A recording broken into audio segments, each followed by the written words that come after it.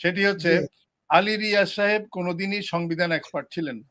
পেটুয়া, paid, মানে paid কামলা, যে তুমি এইটা লেখো, আমরা এটাকে এইভাবে নিয়ে আসবো। সে আসলে বিষয়টা হচ্ছে মুক্তিযুদ্ধকেই এবং মুক্তিযোদ্ধাদেরকে বিলীন করার। এর আগে আমি এই বিষয়টা বলেছি, সেটা হচ্ছে যে আপনি যখনই আপনি দেখবেন 5ই অগাস্টের পরে প্রথমেই তাদের 47 এর কথা বলেছে, তারপর অনেক কিছু বলেছে, তাই না? তাহলে 71 কে ইগনোর করা এবং পরবর্তীতে এই 5 মাসের ঊর্ধ্বকাল সময় জি। যেইভাবে যেভাবে ওনারা কাজ করছেন, যে রাস্তাঘাটে নিরীহ যারা আওয়ামী লীগ সাপোর্ট করে তাদেরকেও আপনারা পিটিয়ে মেরেছেন। তার মানে হচ্ছে যে বাংলাদেশ থেকে বাংলাদেশ বাংলাদেশ থেকে আওয়ামী লীগ আমি বলবো না, আমি বলবো একজন মুক্তিযোদ্ধাকে যখন আপনারা অপমান করেন, একজন মৃত মুক্তিযোদ্ধার কবর গিয়ে যদি আপনারা হামলা চালান, তার মানে হচ্ছে আপনারা 71-এর মুক্তিযুদ্ধকে প্রশ্নবিদ্ধ এবং মুক্তিযুদ্ধকে আপনারা বিলীন করতে চাচ্ছেন। এখানে আওয়ামী লীগ না, আওয়ামী লীগ হচ্ছে এমন একটি দল যে মুক্তিযুদ্ধের কান্ডারি হিসাবে কাজ করে এই বাংলাদেশের একটা রাজনৈতিক দলের একটা ভূমিকা থাকতে হয়। সেই একচ্ছত্র একজন নেতৃত্বের মাধ্যমে এই মুক্তিযুদ্ধ করে বাংলাদেশের জন্ম হয়েছে। সেই জন্য আপনাদের আওয়ামী লীগের উপরে আক্রোশ বেশি এবং এটাকে নিধন করার জন্য আসলে বিষয়টা হচ্ছে মুক্তিযুদ্ধকেই এবং মুক্তিযোদ্ধাদেরকে বিলীন করার একটি প্রচেষ্টা। এবং ওনারা সেই পাকিস্তান প্রসূত এবং সেই আমলের জায়গায় চলে যেতে চাচ্ছেন বাংলাদেশকে। না হলে আপনার সরকার তো চেঞ্জ হতেই পারে, এক সরকার যাবে এক সরকার আসবে একই কনস্টিটিউশনের মধ্যে, অথবা কনস্টিটিউশনে যেমন কিছু কিছু জিনিস, যেমন যদি জনসংখ্যা অনেক বেশি হয়ে যায় তখন অনেক সময় কনস্টিটিউশনকে আপগ্রেড করতে হয়। আমি বলছি না যে কাটাছেঁড়া, আপগ্রেড করতে হয় জনগণের স্বার্থ দেখে, জনগণকে দেখে, জনগণের মঙ্গলের জন্য দেশে বিভিন্নভাবে, এবং সুবিচারের জন্য, এবং যেই সমস্ত, যেমন ধরেন ক্ষমতার অপব্যবহার যাতে না হয়, ক্ষমতার কেন্দ্র যাতে সৃষ্টি না হয় একই হাতে, এই ধরনের জিনিসগুলো আপনারা আপগ্রেড করতে পারেন জনহিতকর কাজে।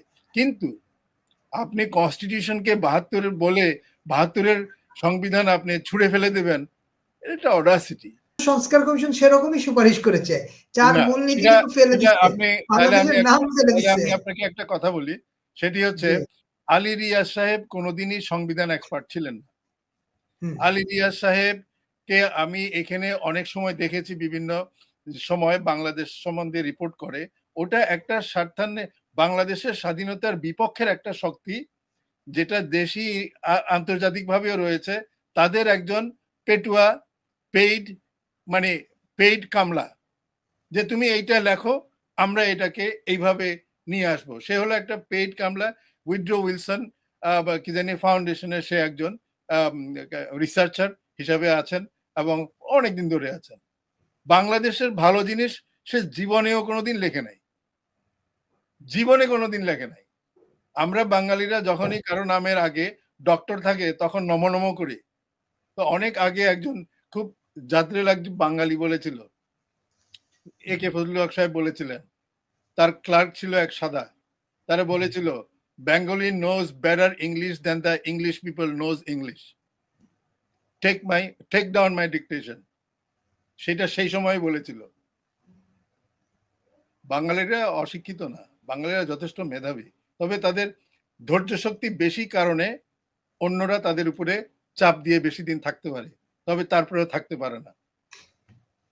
একটা জিনিস আমি বলি যে আলী রিয়াজ সাহেবরা যে এজেন্ডাটা বাস্তবায়ন করছেন, সেই এজেন্ডাটা হচ্ছে বিদেশির এজেন্ডা বাস্তবায়ন করছে, এবং এই কনস্টিটিউশনে এমন একটা কিছু নিয়ে আসার চেষ্টা করছেন যেখানে অন্য দেশ ওই সুযোগে ওই ক্লজের ভেতর দিয়ে ভেতরে ঢুকতে পারে, এবং বাংলাদেশকে একটা অকুপাইড টেরিটরি হিসাবে তৈরি করার একটা পায়তারা চলছে।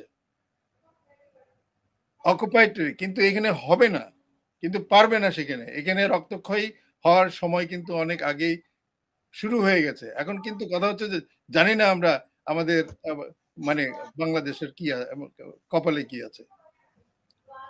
যারা এখন খামচে ধরেছে এরা তারা ৭১-এর পরাজিত শক্তি। না, তারা এই যে আলী রিয়াজের কথা বললেন, আলী রিয়াজ যে এই কাজটা করছেন আপনি বলছেন পেইড লোক উনি।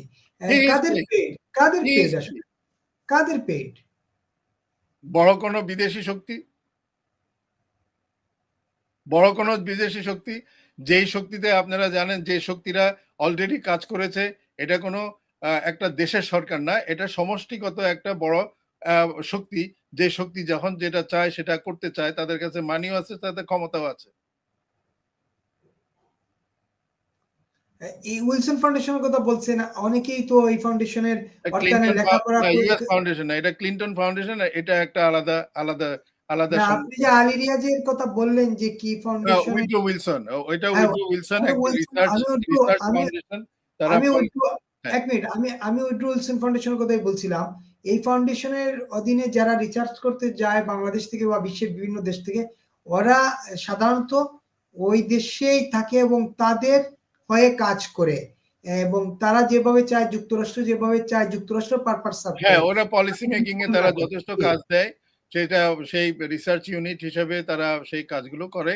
এটা কি তাহলে এটা কখনোই তাদের উদ্দেশ্য বিদেহ ছাড়া এদের রাইট আপে কিছু আসে না। তার মানে নিরপেক্ষ কোনো রাইটিং তারা করে না কখনোই। তার মানে আমেরিকার হয়ে উনি কাজটা করতেছেন আপনি যখন আমেরিকা বলবেন তখন একটা দেশকে বলছেন, আপনি এটা দেশকে বলতে পারেন না।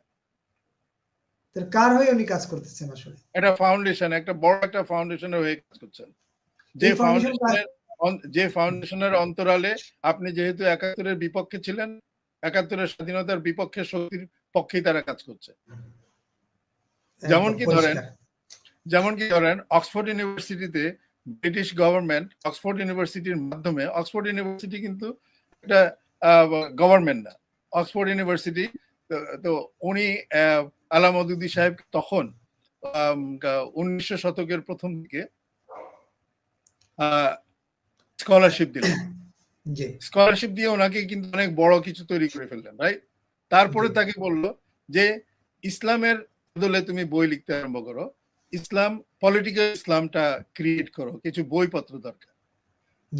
এইভাবে তারা যেহেতু স্কলারশিপ দিয়েছে, তাদের একটা ম্যান্ডেট আছে, তাদের যে খরচটা আছে সেই টাকাটা দিচ্ছে, সেই টাকাটা কিন্তু একটা উদ্দেশ্য সাধনের জন্য দিচ্ছে। কোন আঙ্গিকে লেখাটা লিখতে হবে, কোথায় টুইস্ট করতে হবে, তাদের উদ্দেশ্য ছিল ইসলামকে দুর্বল করা।